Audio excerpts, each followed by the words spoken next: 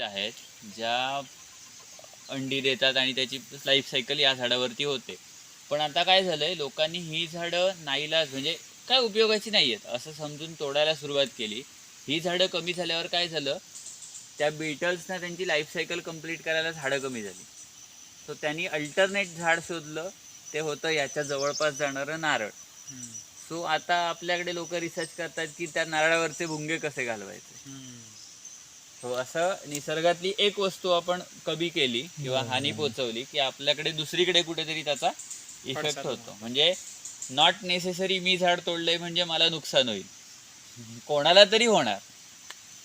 हो. हे कसला आवाज येतो? त्याचा आपल्याला फायदा नाहीये ना, त्यामुळे तोडतात. सो, सगळं. आवाज कसा येतो खाली?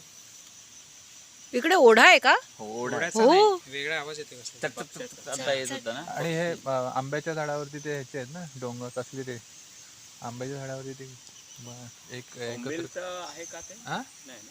बोंबील बोंबील ओंबील असं वाटतंय, पण ते सोडून दिलेलं आहे म्हणून हो, ती सोडून पानं दिलेलं आहे. फ्री होत चालली.